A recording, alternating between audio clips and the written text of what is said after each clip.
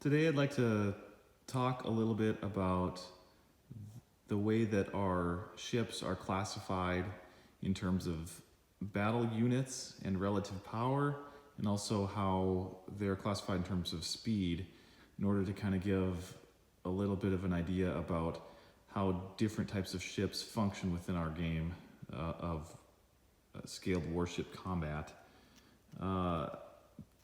Just kind of some basic round numbers. A lot of this is it can be found in the rules, and some of this is subject to change over the years as we try to balance the different ships and classes and try to keep gameplay relatively level with advances in technology and that sort of thing.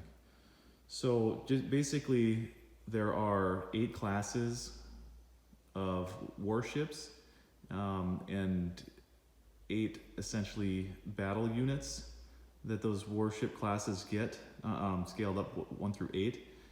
And there are half unit increments that they go in. So there are, for instance, a class 3 ship could be a class 3, or it could get 3 battle units, or it could get 3.5 battle units, depending on a variety of factors. A lot of these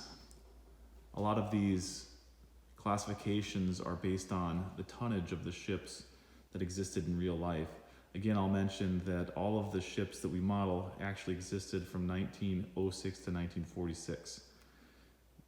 So basically, just to kind of start off, to take a trip through the classification system for the classes and battle units, I'm going to talk mostly about the more useful or more popular types of ships. I won't mention to a large degree that much about armored cruisers, protected cruisers, or pre-dreadnoughts, things that are a little less popular and more on the fringes of kind of the game that we play. So essentially, destroyers are generally going to be class 1, and they'll have 1 or 1.5 battle units. You get that extra half battle unit if you have a destroyer of 2,500 tons or higher. Light cruisers, again, the distinction here comes from the Washington Naval Treaty, with the differentiation being an 8-inch gun or larger, being a heavy cruiser, and smaller than that being a light cruiser. Light cruisers are class 2 if they're 4,500 tons, and they get 2.5 battle units if they're 4,500 to 9,000 tons, and they're actually class 3 if they're over 9,000 tons, which only applies to a handful of light cruisers otherwise. Heavy cruisers, then the smaller ones at 8,000 tons and less are 2.5 units. Heavy cruisers 8,000 tons and higher are class 3 and get 3 units, and then the very large heavy cruisers get 3.5 units. Those are over 12,000 tons. There's only a handful of those as well. The battle cruisers are meant to be scaled in terms of relative power to battleships, and that they're supposed to be a little bit less armored and less armed, I should say, but they will be a little bit faster. So small battle cruisers, 25,000 tons and smaller are class 4 with 4 battle units. It gets 4.5 battle units if they're 25,000 to 30,000 tons. It becomes class 5 and gets 5 battle units from 30 to 35,000 tons. Then the very large battle cruisers over 35,000 tons get 5.5 battle units. In terms of battleships, there's a whole array of battleships that fall into various classes. The smallest battleships are class 4 at 22,500 tons, 4.5 battle units if they are 22.5 to 25,000 tons. They get to be class 5 and get 5 battle units, 25,000 to 27,000 tons. 5.5 are 27,000 to 33,000 tons. 6 battle units is 33 to 40,000 tons. 6.5 is 40 to 44,000 tons. And then basically there's exceptions. So class 7 and 8 only include 3 ships at present. Vanguard is a class 7 and get 7 battle units, and the Iowa and Yamato are class 8 and get 8 battle units. In terms of speed, again, I'm just kind of hitting the high points here. Speed is determined by length, so the idea is that longer ships will be faster and theoretically turn worse, whereas shorter ships will be slower, but they should have a turning advantage because they're not having to, because at slower speeds the wash is controlled in different ways theoretically. And then also there's just resistance as you turn the ship. There's less resistance in the water due to the sheer length of the hull. So destroyers, the over 3,000 feet, over 300 feet are longer, 21 seconds. The shorter destroyers are slower, 22 seconds. And I should also say that speed is determined over 100 feet. So something that moves 100 feet in 21 seconds would be fast compared to something that moves 100 feet in 30 seconds, for instance. And so the lower the number, the faster the ship. So destroyers are fast, they're lightly armed, and they're fast. Light cruisers are 22 seconds. Heavy cruisers are 23 seconds. Again, I'm talking about the prototypical things here. There are exceptions with some of these, and as it comes to like protected cruisers and armored cruisers, things like that. Pre-dreadnoughts are 28 seconds. Battle cruisers are divided. There are no 28-second battle cruisers. Again, the theoretical trade-off between speed versus fewer guns, fewer battle units. So battle cruisers under 650 feet in real life length are 26, and the longer ones over 650 feet are 24 seconds. And then battleships under 600 feet are 28 seconds, over 600 to 720 are 24 seconds, and battleships over 720 feet are 24 seconds. And so these rules, both in terms of the length and in terms of the relative battle units, occasionally do get changed, and they occasionally have exemptions and exceptions written into the rules. As I mentioned, the Vanguards and the Iowas, the Nagato is a good example of it doesn't quite meet the correct tonnage in some regards. So, but in order to make Axis and Allied gameplay relatively balanced a number of years ago, it was determined that that ship could be a class 6 and get 6 battle units. And so basically I'm going to take us on a tour now of some of the ships that I've got sitting around that I've used, and some of these are not mine, but I have them in my workspace, so you can kind of just take a look at what the relative strengths and how they are supposed to be able to play, and also how what they kind of look like and why some of the rules are the way they are. So I pretty much lined them up by class. The one in front here is a convoy ship, so this doesn't have guns. Technically, I don't think it's actually considered a class 0. It's considered a convoy ship, but it has 0 guns. The point of this ship is to drive around and get shot by the other ships in a specific game that we play called Campaign, in which you have to sink the enemy's convoy ships and protect your own.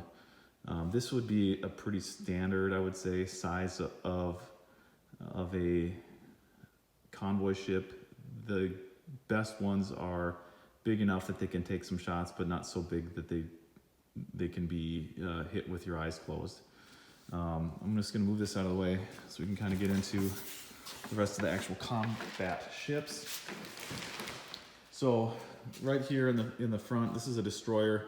The first thing you'll notice is how darn tiny these things are, even compared to a light cruiser that it's sitting next to. Destroyers have the speed advantage, but they don't have that much firepower.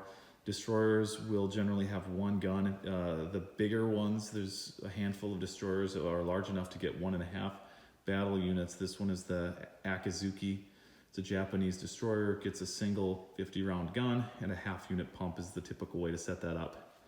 Moving along, the next ship on the table here, that's the destroyer. The next one is the light cruiser. This is the Emanuele Filiberto Duca d'Aosta. It's an Italian 2.5 unit cruiser. Cruisers like this are advantageous because of their speed. This gets to be 22 seconds, but it still gets the same firepower as a class 3 larger type ship that would be slower. The disadvantages essentially comes down to rudder size, in that they don't tend to turn very well. As you can see, it's sitting right next to the Zara, which is another Italian cruiser that's a heavy cruiser. It's very similar in length, but it's a little bit skinnier in beam, so it's a little less stable in the water. And they both get 2 50-round guns. It would be considered very typical to set this up so that they're both firing off the stern. Those are relatively easy shots to hit, and it keeps the most vulnerable part, the bow of your ship, away from the enemy as you're engaging them. The main difference then, of course, is that that extra half battle unit in the larger cruiser, in the heavy cruiser, gets to be a full unit pump, whereas the half unit pump needs to be used by the light cruiser. Cruisers in general, I would say, are considered pretty good beginner boats because they are relatively easy to maintain and they're relatively easy to build, and they can still be a lot of fun. You can learn a lot of the mechanics and the rules as you're learning to play the game, and you can also keep it forever and use it for campaign, because in our campaign scenario that we play, the cruisers get to reload indefinitely, whereas battleships don't necessarily get that advantage. So those are the class 3, what I would consider as typical class 3 ship. Pre-dreadnoughts are class 3. They're short and slow. They're very slow, which is their main disadvantage, but they get a side firing gun. Other than that, anything class 3 and lower does not get a side firing gun. So the pure ship sinking potential and power is considerably smaller in smaller ships. That doesn't necessarily scale to reality because of the effectiveness that torpedoes had, especially in World War II, which were carried by a lot of, especially Japanese ships that had really effective torpedoes. But this game really is more about the battleship than it is about trying to scale combat correctly necessarily.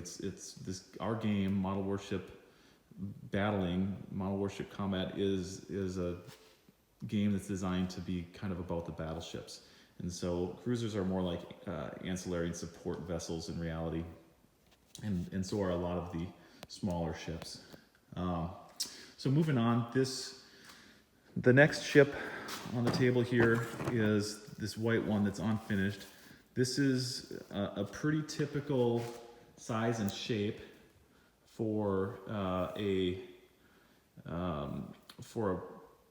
slow battleship. So this is the Viribus Unitas hull. It's currently being worked on. You can see it's significantly shorter than even the cruisers.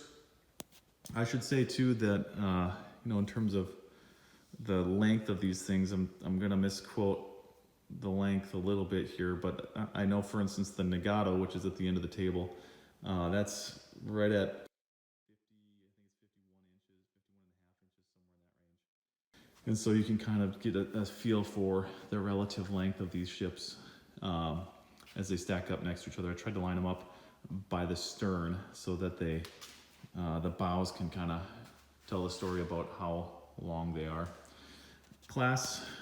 So let's go on to class 4 then with that.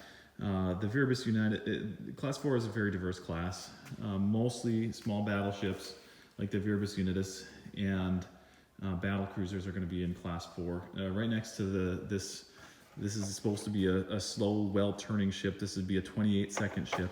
And then right next to that here is the Derflinger. The Derflinger is a battle cruiser that is long enough to be a 24-second ship. Class 4 is where you really start to get a degree of basically really close quarters combat. These are ships that are allowed to have 2 side firing guns in class 4, and essentially the typical way to set these up is to have 2 side firing guns and then one out the stern. There are multiple ways you can set your ship up, and that lends to different play styles. It also lends to more variety on the water ships and play styles, and where people put their guns, and how they theoretically try to use their ship. So I'm talking very generally here, but typically your very small ships are going to be well turning ships, and then your longer ships aren't going to turn as well, but they're going to have speed so they can disengage more effectively, and theoretically hunt more effectively too if you're faster and able to track some slower ships down. But when you do, you might not be able to turn with them and get your guns to bring your guns to bear. So the Derflinger is 4.5 units. That extra half generally gets added in a ship like this to the stern side mount. The stern side mount right here is considered to be one of the most devastating guns in the hobby. It is the relatively most powerful gun on any ship. It is the relatively easiest gun to get to shoot below the water line, and you can kind of see here why. Essentially, you can just bring your ships right up next to somebody, and you should be able to shoot below the waterline hits with that gun, which are worth more points, but also lead to ships sinking more often. There was, as of 2020, there's a rule allowing some of the battle cruisers a little more punch. The Derflinger is on that list, so this ship actually can get a third side mount. There's only a handful of ships that get more than 2 side mounted guns. The Derflinger is one of them. That's determined by, at this point in time, battle cruisers with a certain length. Again, subject to change over the years.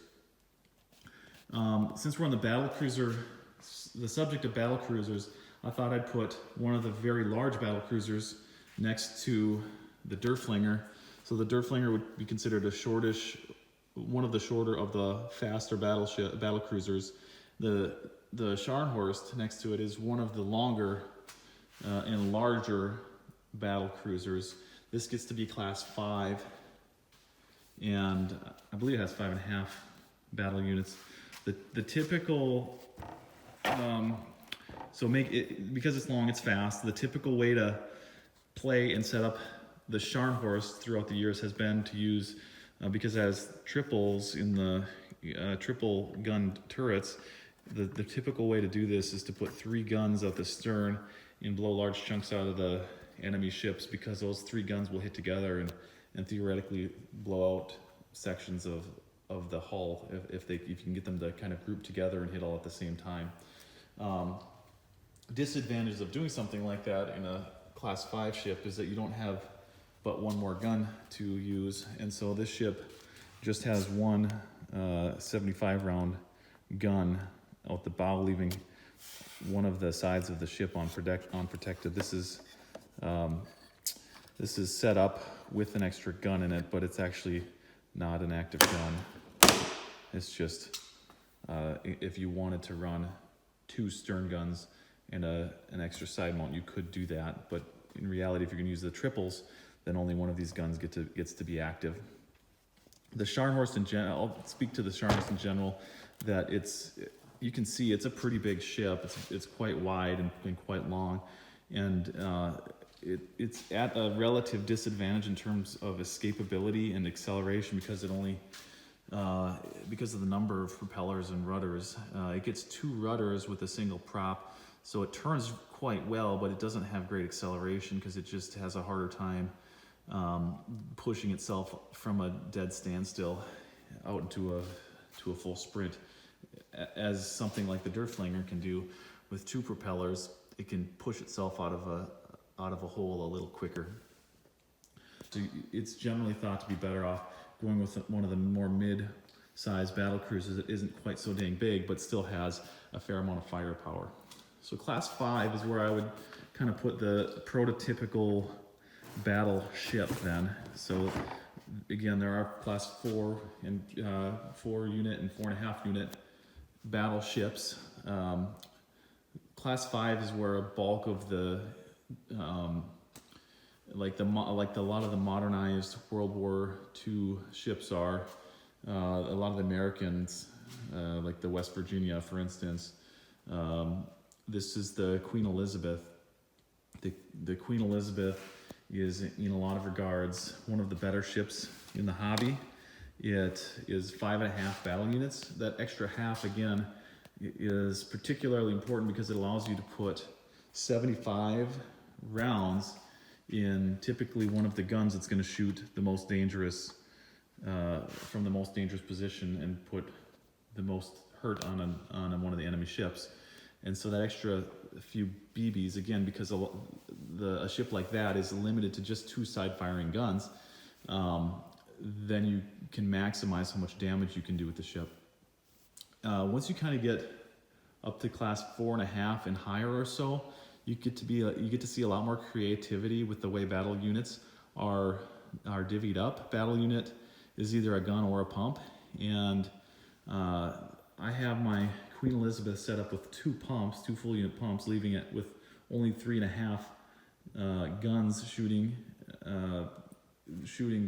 shots at enemies. So you lose a little bit of firepower in that way, but you gain survivability, and you gain a sort of a less restrictive way of putting more dangerous shots in the water. So this ship I've set up with 2 stern side mounted guns.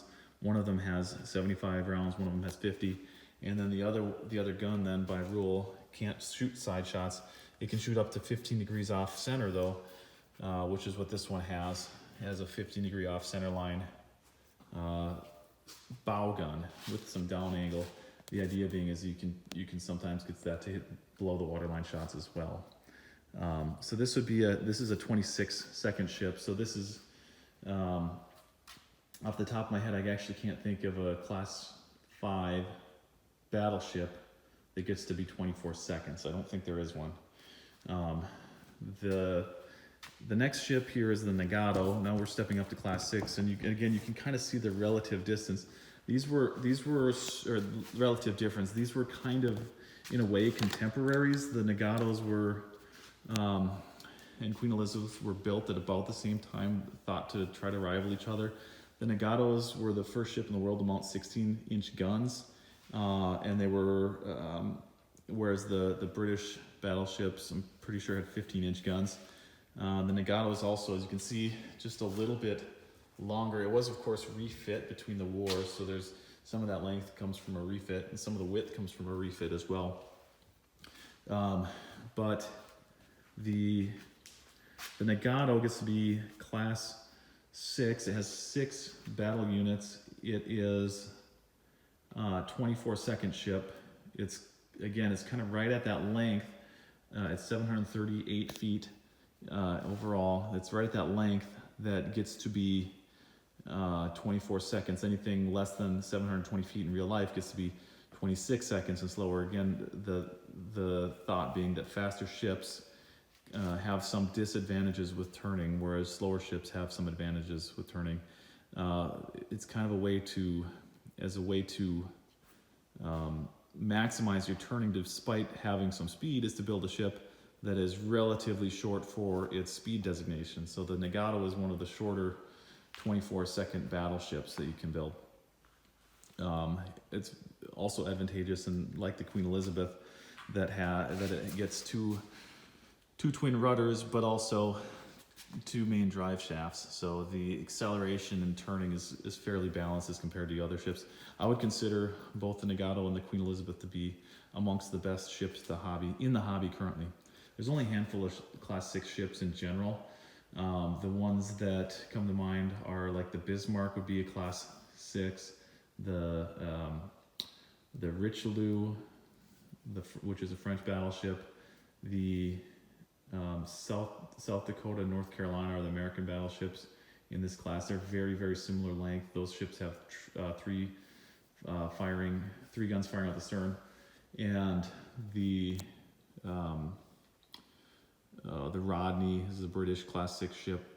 I've set my Nagato up again to have 2 pumps as a way to maximize damage taking and combat effectiveness in terms of defense, but also doing so allows you to have 2 guns out the stern side mount It allows you to have 2 stern side mount guns, which is a way to maximize the number of the most devastating shots fired. In the bow, then it has an off-angled bow gun with some gun depression, and then a true side mount in the bow. I've included a couple things on the table here just to kind of give some size comparisons. There's a gallon of milk. Most of us kind of understand about what a gallon of milk is. It's hard to get a true feel of how big these ships are with just pictures and videos of them without some sort of comparison. This shipping tube that I've got right here, this is a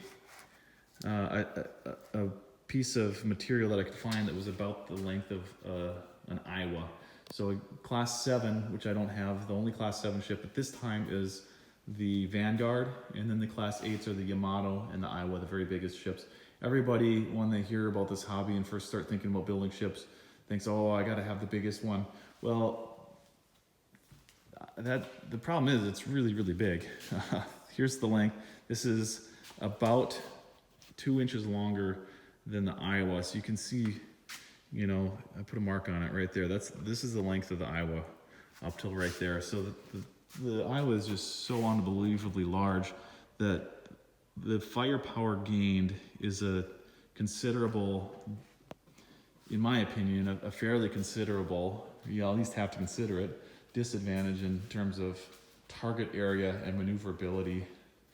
You can build the very big ships well in some regards with a lot of time and patience and experience, and you can battle them effectively in some regards with those same factors. But for the average person, it's just not worth building a ship that's, you know, a foot longer than any other sort of reasonable build.